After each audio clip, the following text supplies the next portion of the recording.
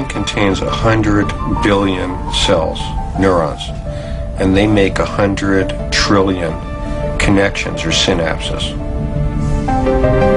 And each of the neurons release chemical substances called neurotransmitters. And these neurotransmitters are the legal tender of the brain. That's how these cells communicate with each other. As the neurotransmitters flow through the brain like a river, sending a steady stream of information between the brain's emotional and thinking regions. Just a few milligrams of an antidepressant like Prozac, Zoloft, or Paxil can quickly and radically affect one of them, the mood-influencing chemical serotonin.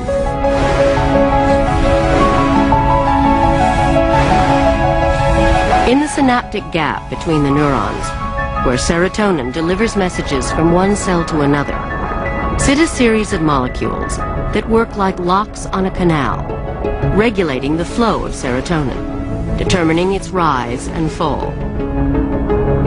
In the depressed brain, serotonin is often at low ebb. An antidepressant can plug the entry to some of the molecular locks, forcing serotonin levels to rise in the open spaces between the cells, a change that occurs throughout the brain, but especially in the brain's prefrontal cortex.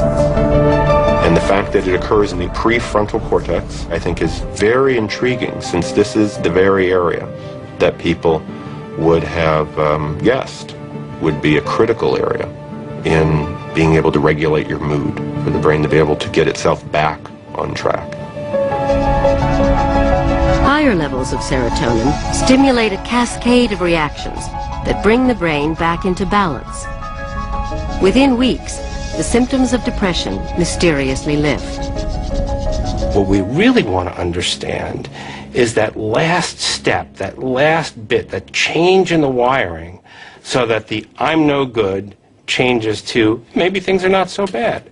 And that is going to take an enormous amount of progress in neuroscience. But when we understand that, we're going to understand very, very important things about what it means to be human, how things go wrong, and how things can go right.